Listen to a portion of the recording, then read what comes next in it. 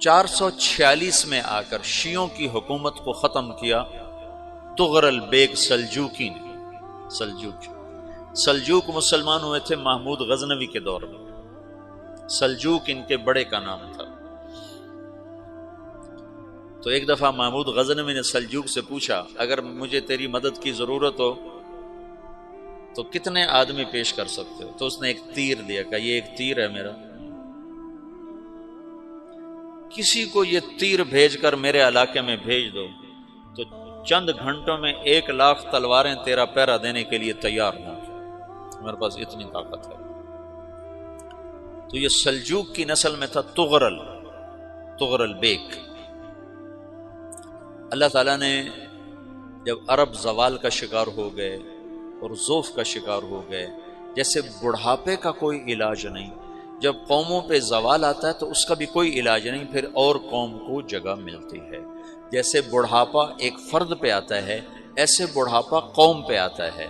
قوم کا بڑھاپا جوانی میں نہیں لوٹ سکتا، جیسے فرد کا بڑھاپا جوانی کی طرف نہیں لوٹ سکتا، قوم کا بڑھاپا جوانی کی طرف نہیں لوٹ سکتا، کوئی علاج نہیں، نئی نسل کا آنا ہی علاج ہے۔ تو عرب دھل چکے تھے، 600 سال بہت ہوتے ہیں حکومت کو، اپنی صفات گم کر چکے تھے، اب نئے خون کی ضرورت تھی۔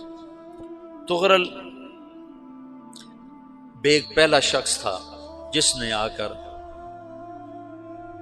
اہل سنت والجماعت کو استحکام بخشا، شیعوں کی حکومت کو ختم کیا، بغداد سے، شام سے، ان سارے علاقوں سے۔ صلاح الدین ایوبی نے اسماعیلی شیعہ کی حکومت کو ختم کیا، مصر۔ العاضد ان کا آخری خلیفہ تھا۔ صلاح الدین ایوبی نور الدین زنگی رحمۃ اللہ علیہ کا پروردہ تھا، اس کا دوست تھا، اس کے دوست بھی تھا، بچہ بھی تھا اس کے سامنے، زیادہ لکھنے پڑھنے کا شوق تھا۔ پھر اللہ تعالیٰ نے اس سے کام لیا اور اس کو مصر کا گورنر بنا کے بھیجا، مصر کی مدد کے لیے بھیجا۔ تو وہاں اس نے صلاح الدین ایوبی نے وہاں ختم کیا، تغرل بیگ نے یہاں ختم کیا۔ تو پھر سلجوک جو تھے نا یہ اقتدار میں آئے، ادھر ختم ہو گئی سلطنت بنو عباس کی، مصر ایک چھوٹی سی ترکوں کی سلطنت۔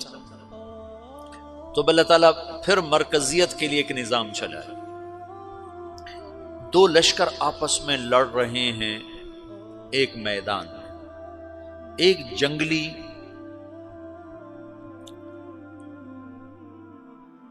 بدوؤں کا قافلہ، جنگل کے لوگ اپنے قبیلے کو لے کر، ایک جنگلی قبیلہ اپنے سردار کے ساتھ نقل مکانی کر رہا ہے ایک جگہ سے دوسری جگہ۔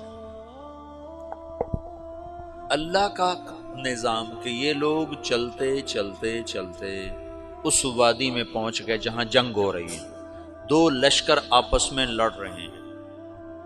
جب یہ وہاں پہنچتے ہیں تو ایک لشکر کے قدم اکھڑ رہے ہیں اور دوسرا غالب آ رہا ہے۔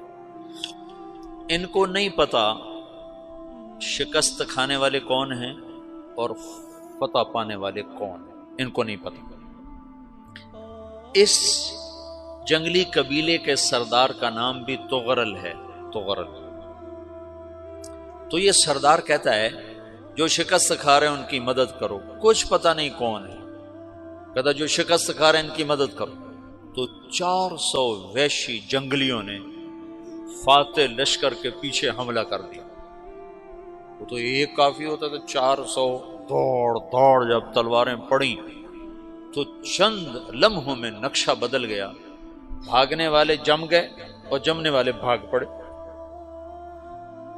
جب جنگ ختم ہوئی تو شکست خوردہ لشکر کے بادشاہ نے ان کو بلایا، اسے پوچھتا ہے مجھے جانتے ہو میں کون ہوں؟ کہا نہیں۔ کہا تو تم نے میری مدد کیوں کی؟ کہا انسانی ہمدردی کی وجہ سے، تمہیں شکست ہو رہی تھی اس لیے تمہاری مدد کی۔ پھر اس نے اپنا تعارف کرایا، میں ہوں سلیمان سلجوکی، ترکی کا بادشاہ۔ مسلمانوں کا لشکر تھا اور تاتاریوں سے شکست کھا رہا تھا، تاتاری فتح پا رہے تھے، مسلمان شکست کھا رہے تھے۔ تو وہ اللہ کی غیبی مدد بن کر آئے، تو وہ اس سے کہتا ہے میرے ساتھ رہنا پسند کرو گے؟ تم نے میرے اوپر احسان کیا ہے، میں اس کا بدلہ دینا چاہتا ہوں، میرے ساتھ رہنا پسند کرو گے؟ کہنے کا کر لوں گا۔ تو اس کو لے کر ترکی آیا، اور استنبول اس وقت روم کی حکومت میں تھا، اسے فتح کیا اس تغرل کے آگے چوتھے پانچویں پڑپوتے محمد فاتح نے۔ تو یہ استنبول ہے، یہ ترکی ہے، بیچ میں ایک چھوٹا سمندر ہے، یہاں ایک جاگیر ہے۔ تو سلطان سلیمان کہتا ہے یہ جاگیر تجھے وقف ہے، ادھر سے رومی مجھے تنگ کرتے ہیں حملے کر کر کے، تو میرا دفاع کرتے رہنا، یہ جاگیر تیری۔ اس جاگیر پہ اس نے اپنے قافلے کو آباد کر دیا، اپنے قبیلے کو، اور ایک چھوٹی سی حکومت بنا لی، جو ایک صوبہ سمجھو سلمان سلجوقی کا، وہ ایک چھوٹا سا صوبہ ہے۔ وہاں جب یہ رہ پڑا تو پھر یہ ایک شیخ کے بیت ہوتا ہے، وہاں شیخ طریقت ہے، ان کے یہ بیت ہونے جاتا ہے، وہ اس کو رات اپنے پاس ٹھہراتا ہے، تو ایک کمرے میں ان کو ان کا خادم ٹھہراتا ہے۔ یہ جب کمرے میں جاتا ہے تو سامنے دیوار میں طاقچے پر قرآن پڑا ہوا ہے، تو یہ تغرل بیگ کہتا ہے یہ کیا ہے، یہ کیا ہے؟ تو وہ خادم کہتا ہے یہ کتاب اللہ ہے، قرآن ہے۔ اچھا، وہ اس کو وہاں چھوڑ کے باہر چلا جاتا ہے۔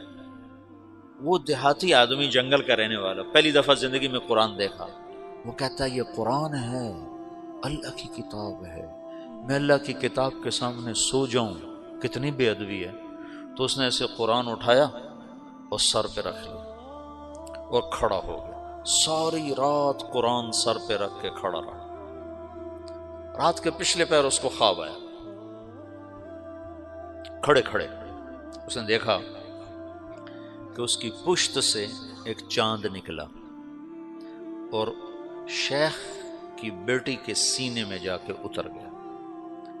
پھر اس لڑکی کے سینے سے ایک درخت نکلا جو پھیلتے پھیلتے پھیلتے 3 بر اعظم پہ چھا گیا، افریقہ پر، یورپ پر، ایشیا پر۔ پھر اس کی آنکھ کھل گئی، وہ کھڑا ہوا ہے، تو اس نے صبح یہ خواب اپنے شیخ کو سنایا، تو انہوں نے اپنی بیٹی اس کے نکاح میں دے دی۔ اس بیٹی سے ایک بچہ پیدا ہوا، تغرل بیگ نے اس کا نام رکھا عثمان، عثمانی ترک نام سنا ہوا، جو میں نے کل بتایا تھا کہ 1924 میں وہ خلافت ختم ہوئی۔ تو ایک بیٹا پیدا ہوا عثمان۔ عثمان نے پھر ایک نئی اسلامی حکومت کی بنیاد رکھی جو 1924 تک چلتی رہی، کوئی 800 سال یہ حکومت چلی۔ تو حکومت کا شیرازہ بکھرا، لیکن پھر جڑ جاتا تھا، پر وہ قرن اول والا جوڑ کبھی نہ پیدا ہوا، ٹکڑے بن گئے۔ ان ٹکڑوں میں اللہ لوگ پیدا کرتا رہا جو دعوت دیتے رہے، دعوت زندہ رہی۔ جو تربیت کا نظام تصوف کے ساتھ تھا اب وہ تبلیغ کے ساتھ۔